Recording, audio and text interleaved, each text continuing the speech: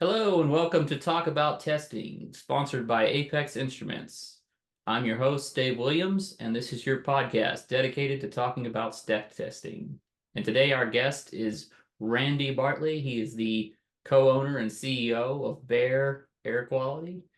And I got to meet Randy in Austin, Texas, and I was immediately impressed by these guys. They got a good group there, and just excited to have him on and talk a little bit about FTIR today. Welcome, Randy. Yeah, Dave, thanks. Thanks so much for doing this.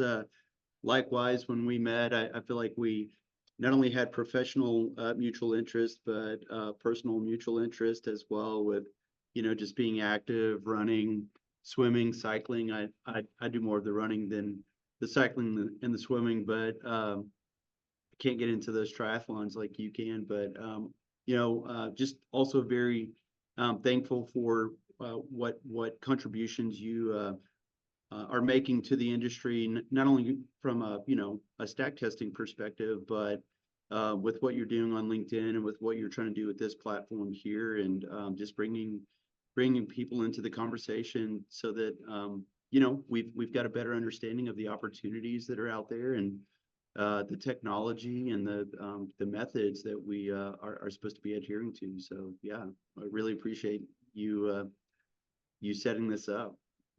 Thank you, Randy. And looking at like FTIR, I know a lot of people see it as like a black box, like it's scary and numbers come out of it. And do they mean anything? Like, can you talk about like getting low level numbers and having confidence in them? Like the quad Y standard of 100 Yeah, parts per billion at 15% O2 for formaldehyde. yeah, absolutely. Yeah, FTIR, we got into it in the late 2000 aughts with quad J testing on natural gas compressor engines, and same thing with the quad Z regulations, where we were going to have to measure formaldehyde emissions, and pretty low measurements, but not as low as what the quad Y is. But yeah, we got into it, got our first FTIR in I think 2009, 2010, and once we learned how to use it, and the guy that trained us on it, he said, hey, use this for about 6 months, and then you'll at that point finally know some questions that you should be asking. So it can very much feel like that black box. There's some voodoo magic happening within it when you first get started, and if you don't understand it. But as it turns out, it's an extremely robust instrument that we have learned how to utilize in several different industries, several different applications, engineering studies, being able to look at 250 different compounds for different projects, and also just having the ability to make some adjustments to the instrument in the field to dial it in for very low sensitivity projects. Ethylene oxide would be an industry that we've done a little bit of work in, where again that required some very low ppb, even ppt measurements on the ethylene oxide. And so yeah, there's different manufacturers, different instruments that are out there with different sensitivity levels, different resolution levels. All of that matters, and you need to right size the instrument for the project that you're going after. But nothing proprietary on us here, but Thermo Fisher has the Max IR, Max Analytical line that they offer with the Star Boost technology and the thermal oxidizer module. Those the combination of those tools can really can get you down to that ppb, even ppt, if you have the right team together for compounds of interest, and the projects that you can get into with these low level detection limits, they're going to vary, right?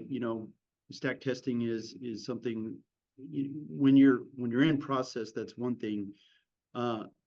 one of the other things that we can do with these analyzers is do ambient air sampling, and we've done some fence line monitoring, for ethylene oxide, and that's one where the conditions can change, on a whim just due to ambient moisture levels, which is going to be your largest interferent, or one of the largest interference when you are conducting FTIR analysis.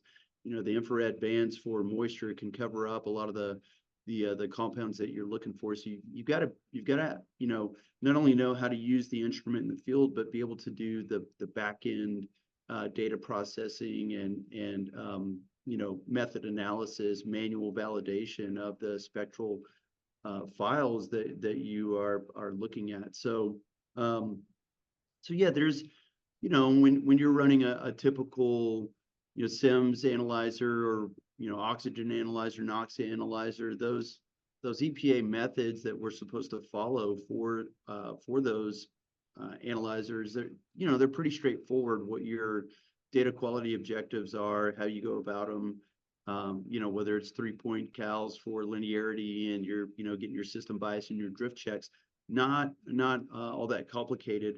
The FTIR methods are a little more complicated, and in many ways, anyone who's utilized the instrument would say maybe unnecessarily so, and maybe we'll touch on that here in a few minutes with EPA's proposed revisions to Method 324 FTIR analysis. But yeah, it's a great instrument. There is a learning curve to it, but once you know what you're looking at, how to use the instrument, and we have connections in the industry that are just incredible at doing the post-test data analysis, you can get into some really fun and engaging projects where you're getting down to very low detection limits for carcinogenic compounds that we need to know. The public needs to know what's out there, and we want to do all that we can to help promote industry while protecting the public as well. So Yeah, that's fascinating stuff, and it seems like as the health and safety side of what we're looking for evolves, they're finding more and more about what's the worst stuff that could be put out, what's doing the most damage, so we can look and find those things. Like, nobody was talking about PFAS like 10 years ago. yeah, They were like, oh, that stuff's great, just put it in your Teflon pan and nothing sticks. asbestos. I mean, how much deconstruct. In Dallas, we tear a lot of stuff down instead of preserving it. Yeah. And as we do it, there's just so much asbestos abatement that has to be done. But yeah, I mean, there's lead in paint.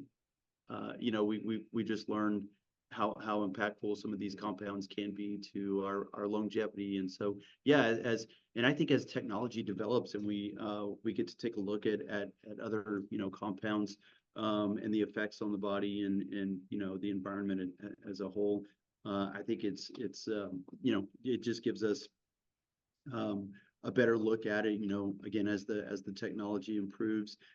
One of the things that we've been able to do with FTIR that's been really helpful to our clients, with as much focus as there's been on greenhouse gases, we're going out and measuring certain compounds that are tied to their permit limits, their air permits.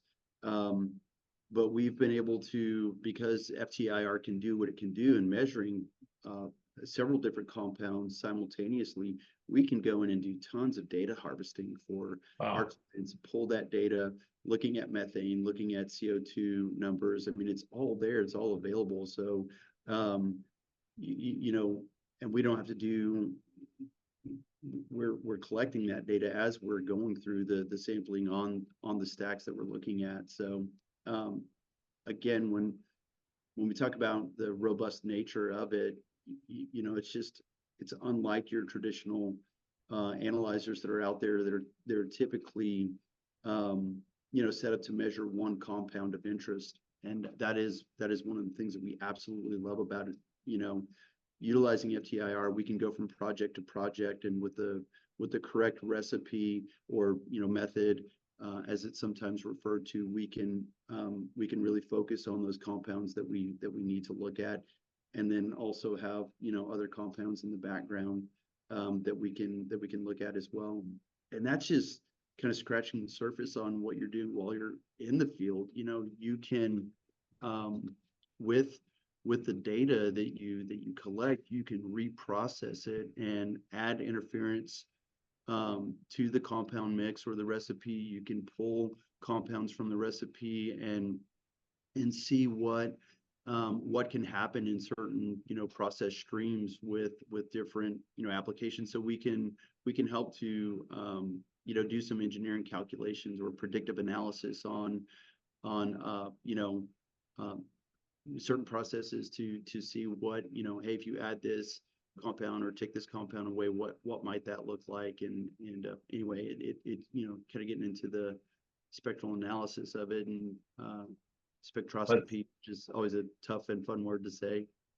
yeah, that's fascinating. And I think a lot of people don't understand when I talk to clients or other sometimes stack testers too, is like it's not like, you know, if you pull a water sample or something and you send it off for analysis and 30 days goes by and they pour the sample out, whatever you analyze, that's the data you got. It's done. The Yeah. reference spectra, they're there forever.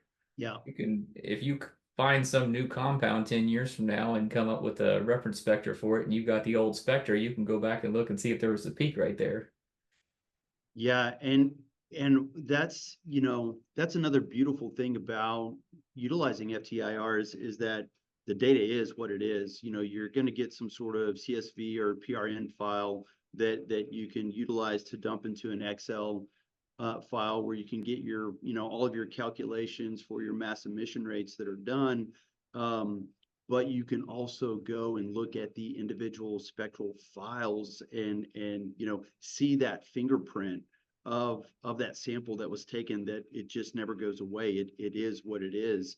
And so I love that part of FTIR because, you know, you can really double down and say, no, this is good data. You know, we have it here. You know, we can potentially weed out every possible interferent that would mess with this data to substantiate that, look, it is good. You know, what we're seeing on location is what it is. And that's part of the, you know, under the ASTM D6348 method, that's part of that that method. Annex A8 says that you would do a manual validation so that you're actually looking at the spectral file and doing a manual analysis of it to see if it falls in line with what the analyzer was seeing, you know, while on location. You can do this analysis before you leave the location, obviously, but many times we do that data, you know, or that data analysis, you know, 24 to 48 hours after the field work has been completed. But yeah, there's just so many ways that FTIR can prove itself over and over in the data that that's collected. And with, you mentioned ASTM, the method, it's on its way out now, right? So with the new method 320, we're not doing that anymore. Yeah, that's what they're pushing. You know, it's not embedded in the 320 revisions, but it is a part. Let me 6348, is that right?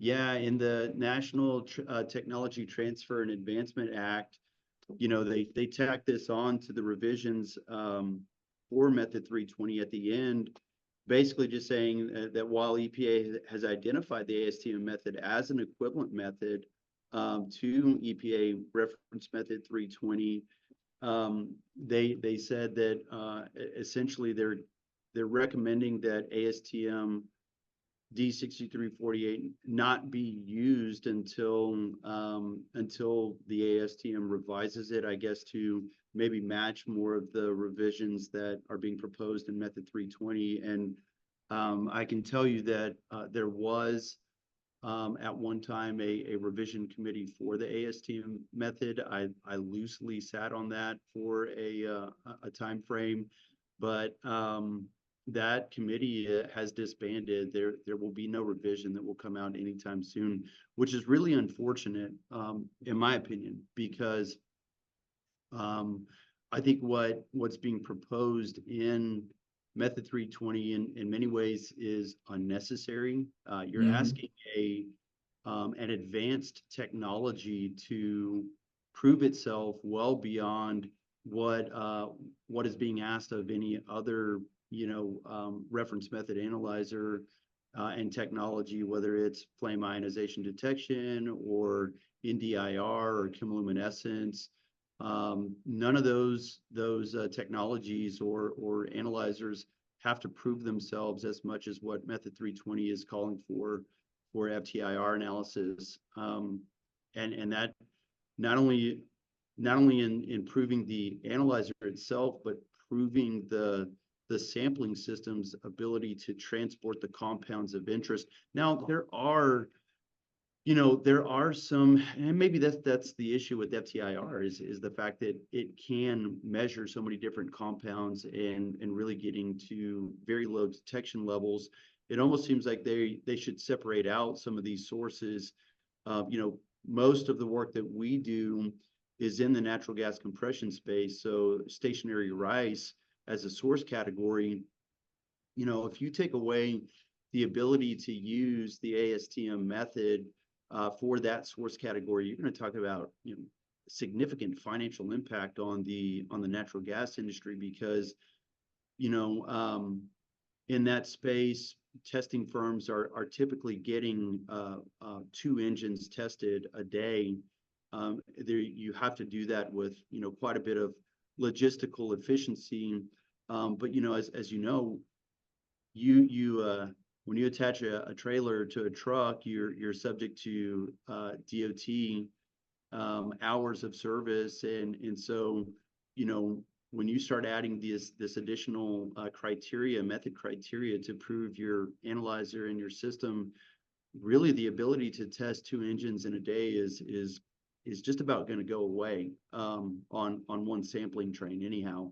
And that's just going to put a lot of stress, I think, on the industry, on testing companies to substantiate potentially needing to increase pricing so that they can just remain viable as a testing firm. So we've had a close eye on this.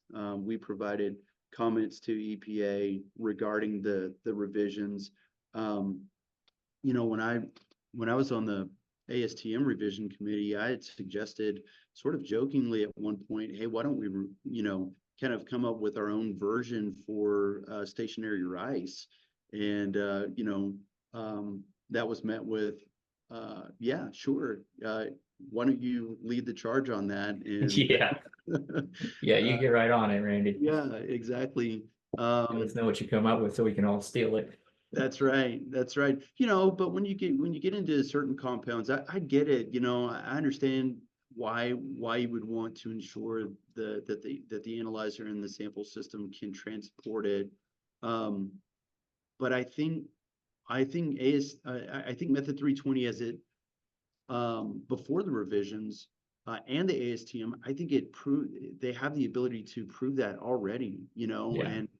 and with regard to stationary rice, my gosh, there's tens of thousands of data sets that are out there that would show, hey, we can transport NOx and CO and formaldehyde and VOCs, that this is not an issue. Why are we cracking down so hard on what I would consider an advanced technology over your traditional Yeah, sensor? that really is fascinating, because you have guys going out with a set of impingers and just collecting formaldehyde in water and mailing it off, and then going, oh yeah, that's fine. Okay, now this FTIR, we don't trust that. Yeah. Sitting right next to the source and collecting the sample right out of it, and it's like, yeah, that could be wrong. Yeah, well, even with the analysis of VOCs, we see EPA leaning and finding favor with method 25A using a flame ionization detector, and when you really look at the data that comes from stationary rice testing in natural gas, just the composition of natural gas and the amount of methane that's in it, when you start subtracting out the amount of methane so that you can yield your total hydrocarbons, there's calibration errors that can really overcome what you actually should be reporting just with your system biases. And I know that a lot of that stuff levels itself out, but the reality is when you start doing a direct calibration on an analyzer or a system bias calibration, and you've got 2% criteria that's acceptable or 5% criteria that's acceptable, again, that could completely subtract out your reported total hydrocarbons. We've seen it happen many times. And then when you go out with an FTIR, you're using propane as your surrogate to calibrate for your VOCs, and you can really with FTIR you can readily and easily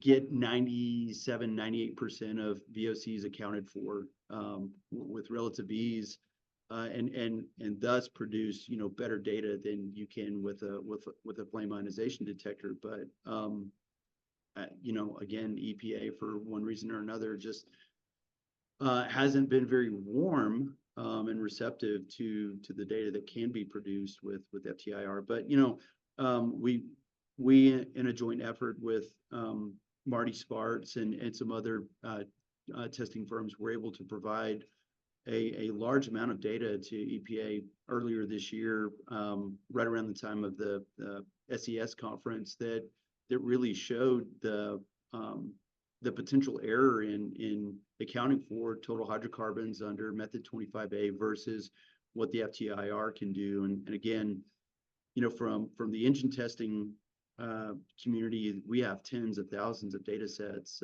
going back, to 2007, 2010 kind of time frame when FTIR became the instrument of choice to throw into our testing trailers to go out and do that sampling. Yeah, I think it's interesting because I don't think everybody understands that with a VOC analyzer, you've got all these response factors depending on what you're putting to. There's supposed to be a carbon counter, but potentially methanol and ethanol and everything that you're throwing in there can throw those numbers off. Whereas with FTIR, you can say, hey, this is exactly what it is, and it's this many ppm. So we can take those ppm concentration times that molecular weight and get to the actual emission rate versus. Yeah, exactly. And then and we've already covered this, but then you get to go and actually look at the individual spectral files and see where these bands are hitting on the infrared spectrum, and can dig into that data and really, if you understand that process and what you're doing there, you really can come to the conclusion that look, this is pretty solid, irrefutable data, where you've actually taken the opportunity to mitigate any potential interference to a good data collection. We saw that on a fence line project with ethylene oxide, where we set up for 2 weeks, and again we had to make several adjustments to the system, and did a lot of post processing because of the ambient moisture. We had very dry days, we had very moist days, we had days where rainstorms came through, and we were able to kind of pick apart all of that data, 24 hours of sampling, and we were co-located with a canister, and so it was really interesting to compare the overall data that the canister was able to read versus the FTIR, and although the averages on a daily basis, because we had the canister set up to where they were sampling for about a 24-hour period, the averages over that same 24-hour period, canister to the FTIR, were pretty close. But what the FTIR was able to show were the peaks. We suspected a good amount of off-gassing from the operations where we were sampling for the ethylene oxide, and I think we saw that where if the average if the average sample that we were seeing was, just say, 6 parts per billion, or six, yeah, I think well, just using numbers. Don't hold me to the data because I don't have it in front of me and I can't quite remember. This was a while back. If it was 6 ppb, we would see a similar average with the FTIR, but we would also see, spikes at like 40, 45 ppb, that a canister simply can't pick up, so yeah, I thought it was interesting to be able to dig in, look at that data, but again, to also make adjustments for the interference that we were seeing in real time, just being able to go back within every 24-hour sample and saying, okay, let's check our ambient conditions that we were monitoring and compare that to what we're seeing. Yeah, that's fascinating because talking to what you mentioned there, run into that a lot with clients where we're talking about the method we're going to choose, and are we getting real-time data, or are we just getting an average over an hour? And like even collecting SUMA canisters, you talk to the client, how many samples do you want to collect? Okay, well, if we collect one over 8 hours, we just know what the average was for 8 hours. All the emissions could have been in the first 10 seconds and then nothing in the next 7 hours, 59 minutes, 50 seconds.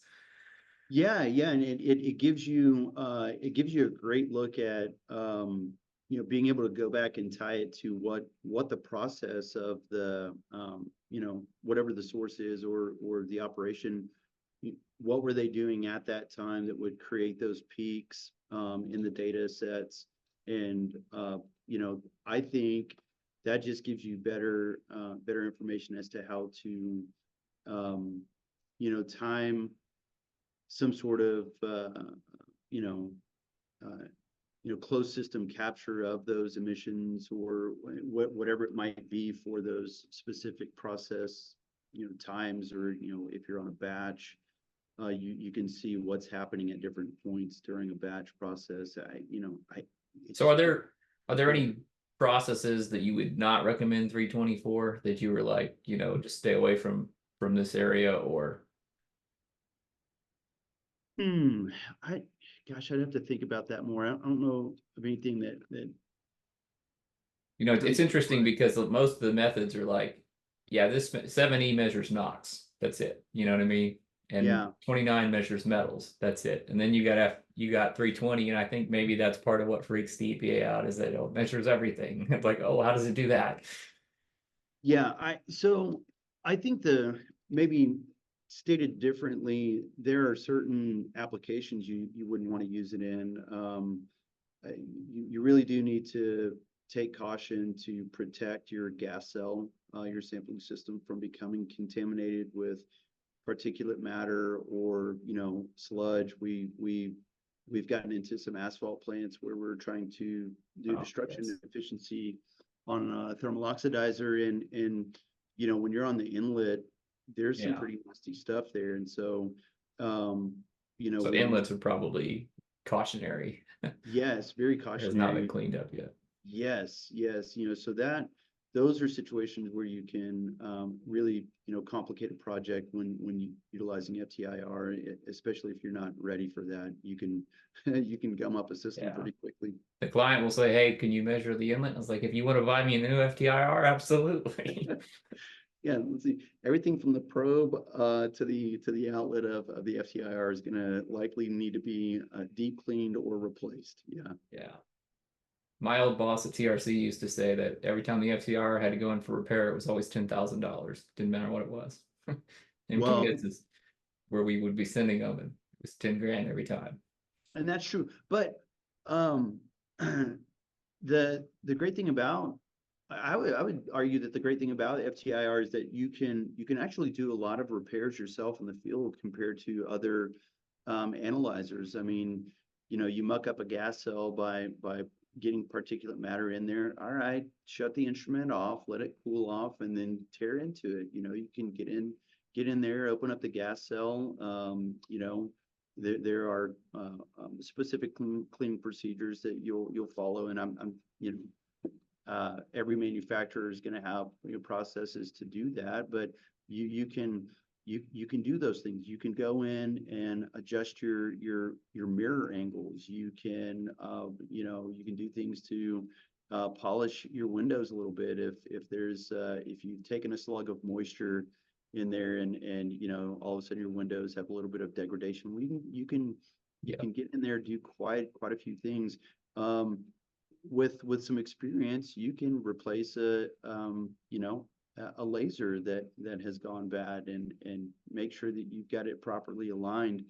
There's detector alignment that you can get into. Yeah. Again, each manufacturer is going to be different on this, but if you have a NOx analyzer that goes down on you, man, you're sending it back to the manufacturer, and you might be lucky to see it again in 90 days. Yeah, So absolutely.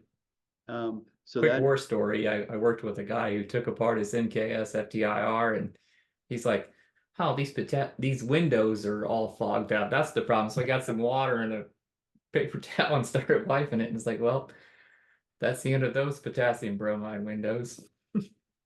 yeah, it's fun to see magic, work with chemistry, and you just completely dissolve those windows.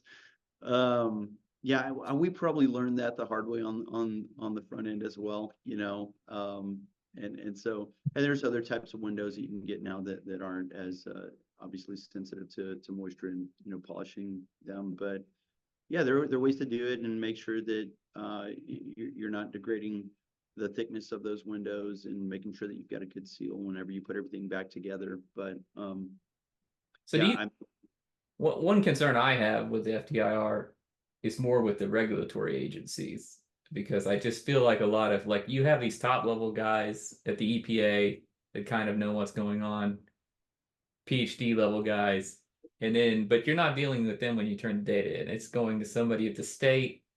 Maybe they've been working there 6 months. Maybe they've read 320. Maybe they haven't, and just you know it's pretty easy for them to figure out method 7E. It has 4 or 5 things you got to do. Knox converter check, stratification, calibrate, and go. And I look at some of this stuff, and I have some concern about you run across that as well, where you're talking to somebody who really doesn't know much about what you're doing, and they're the observer, they're the authority. yeah, Dave, we have seen that to a very large extent. Again, in the stationary rice source category, that's the single largest category for number of sources out there. Right? I mean, natural gas compression engines compared to the amount of thermal oxidizers there's just no comparison as far as the volume of sources that are out there. And so when you're operating in states like we do in the south central part of the U.S., where you have a lot of natural gas production, the agencies down here, one, don't have the number of people that they need to cover and review every stack test report that comes through. They just don't. And then the ones that do review them, they aren't given much time to do that. So we have run into this issue quite a bit where yeah, they'll come out and witness a test, and they're asking questions, but really it becomes an opportunity to kind of have a on-site training session with them to say, hey, this is what we're looking at. This is what the method says. This is how we're adhering to that method criteria as we're doing this check out in the field. One of the other things that has been a point of contention. Quad J regulations would say report, if you're using the ASTM method, report annexes A1 through A7. Well, Annex A8 is where you're doing the manual validation of your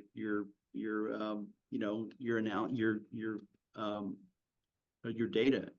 Where you're going in, looking at your spectral files and doing a manual comparison to what the analyzer saw on location. That, in our opinion, is that's where you fully prove that the data is good data. And Yeah.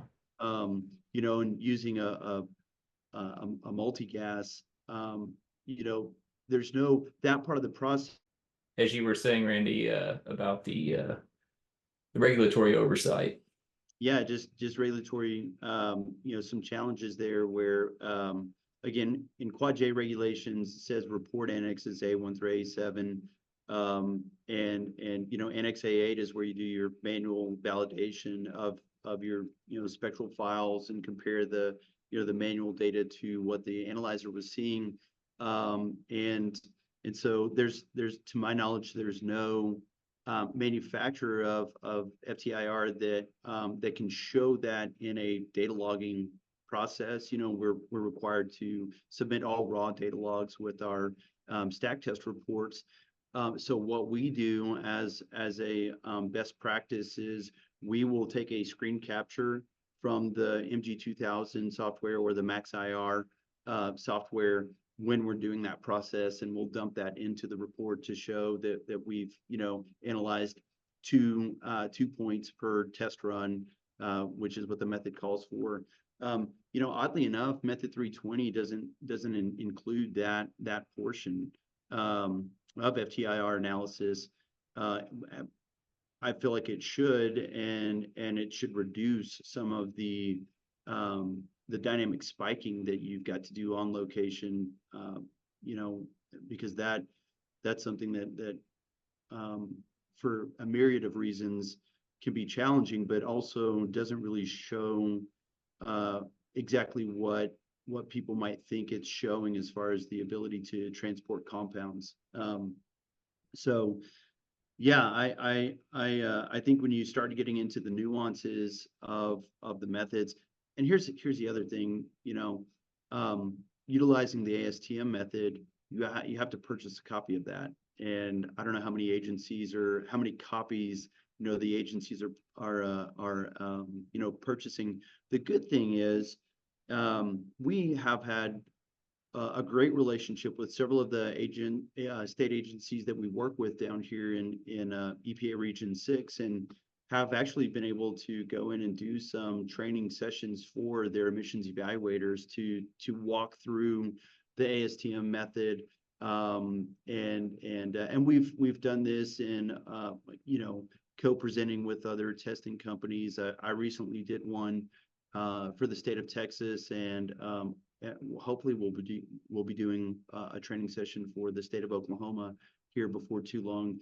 So they are interested. We do see that the resources have increased as far as their ability to have more people, but now these people need to be trained in what they're doing. And in many ways, the agencies will admit that they're just under resourced as far as having this ability.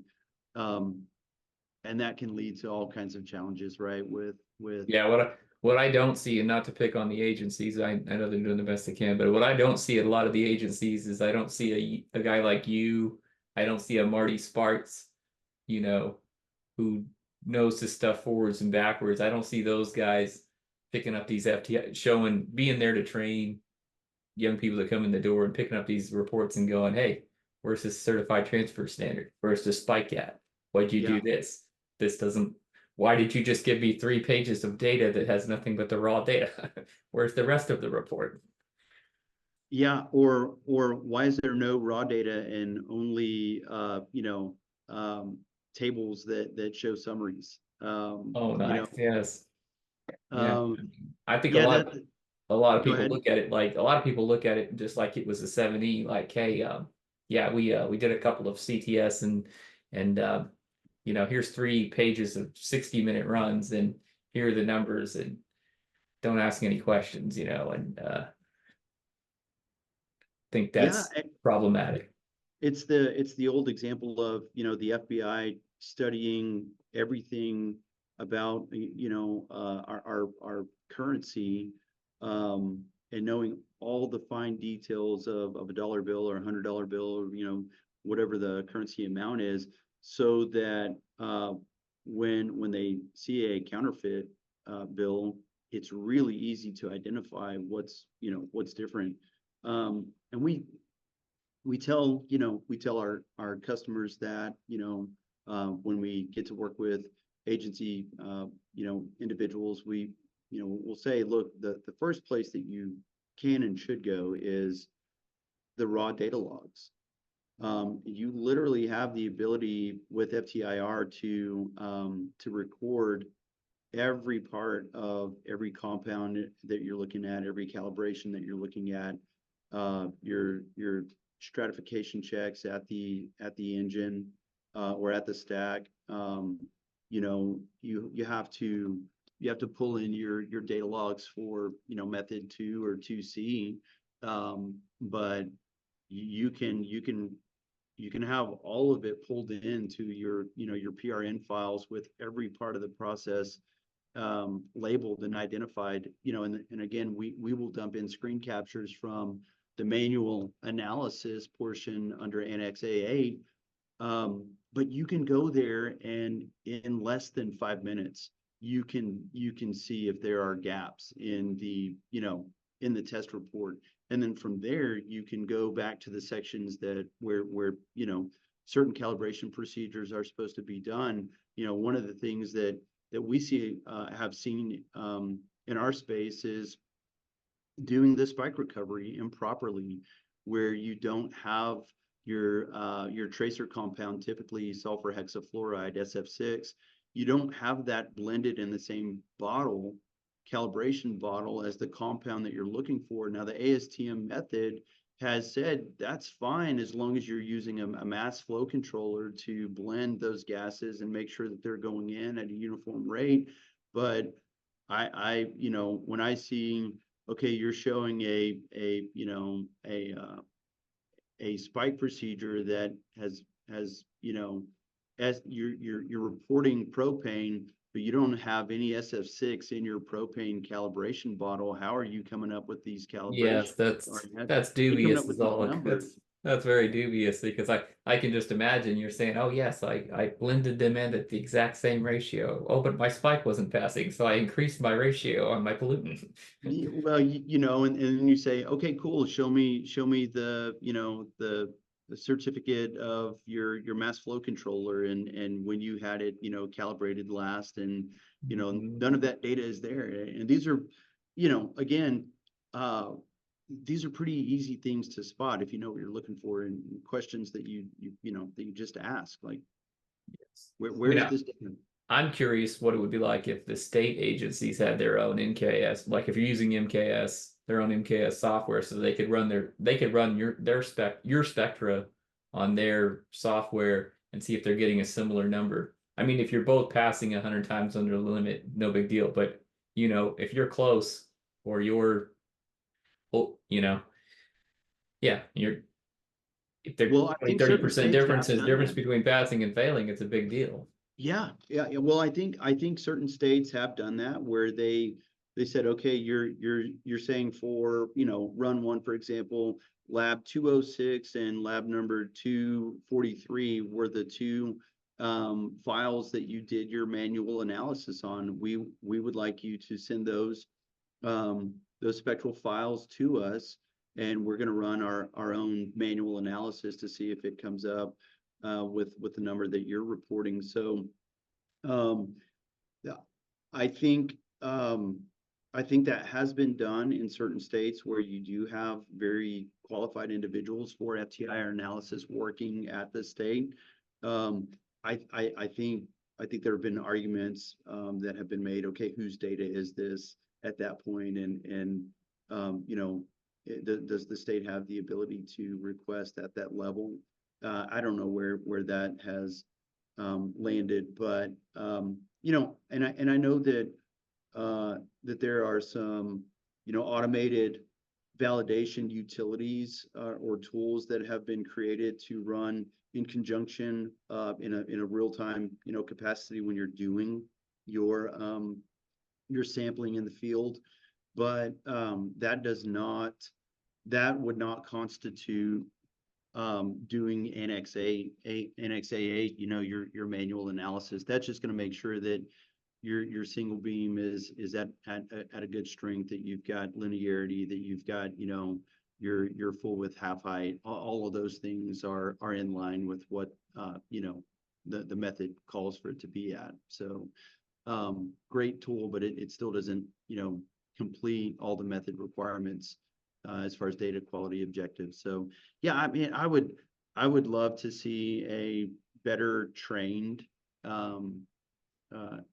agencies across the board for every state. I would love I would love to work with those folks. I think that's been a large point of frustration for us, is just not having enough qualified individuals at the agencies that can really understand the data that they're looking at, to substantiate the reports.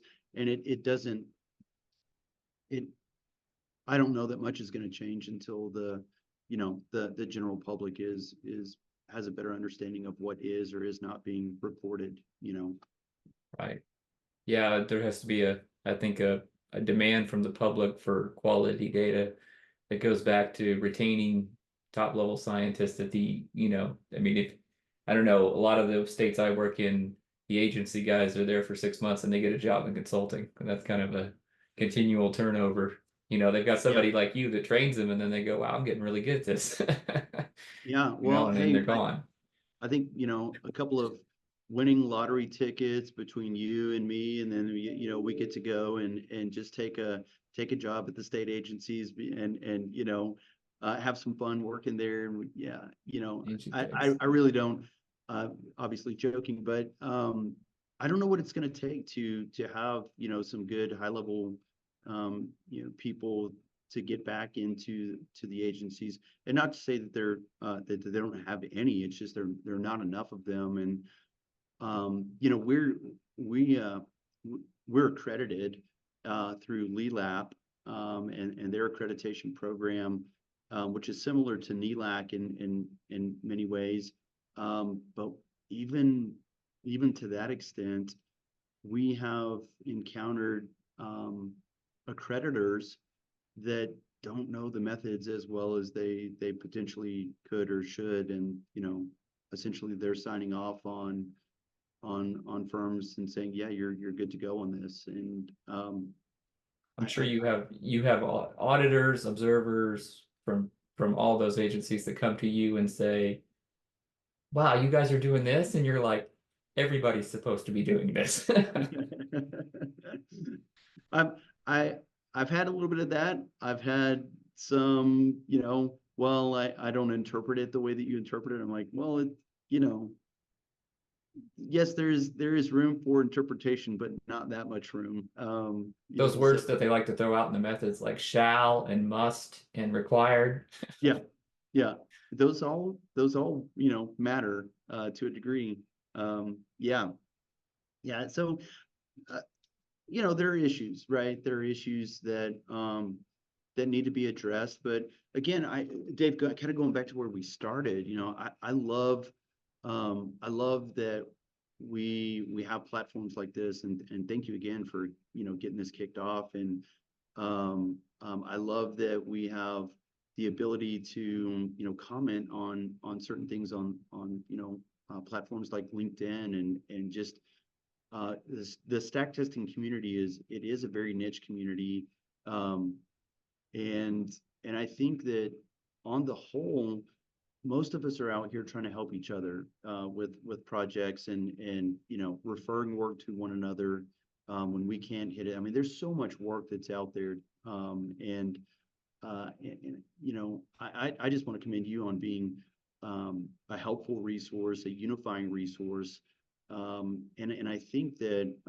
not only can we do that within the stack testing community to help one another out, but we can also be a real resource to the agencies without making our customer base feel like they're under a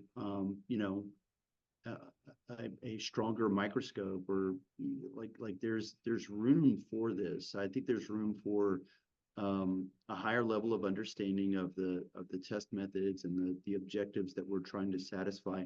I think there's plenty of room to say, hey, we are pro industry, but we also need to make sure that we're being responsible um, in our progress. I don't think there's Absolutely. anything wrong I with think most of the folks in the industry want to do the right thing. The majority do. You got some bad actors, but most people want quality data.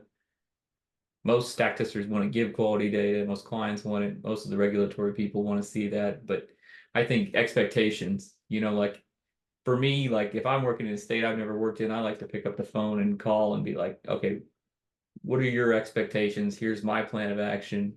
Here's what the plant thinks they're going to do. And are there any issues here before we get started? That way you just don't end up out in the field. The worst case scenario is get out in the field, something's not being done to please the state. Now the client's upset, state's upset, you're upset, and all could have been avoided. Yeah. Communication goes a long way. A few phone calls on the front end. You're absolutely right. I mean, it's a part of planning, and just making sure that we all have that same level or as close as possible level of expectation on how the project is going to go. Yeah. Yeah, and I know there's some stack testers out there that are like, look, I've been doing this for 30 years and I'm going to tell that state how we're going to run this test. And that attitude doesn't usually go over very well. You mean some of us have egos that are inflated? Yeah, doing it this way for forever. I'm not going to change. But hey, Randy, thank you for coming on today. And I hope we get a chance to go out on a project together sometime.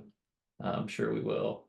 Um, but certainly, if I come across anybody needs anything out in your territory, I'll be telling them to call you. So, Yeah, likewise, Dave. Thank you again for having me. And yeah, keep bringing people on with voices that hopefully will be impactful. I'm honored to be on here and really appreciate it. Look forward to seeing you again in person, hopefully sometime soon.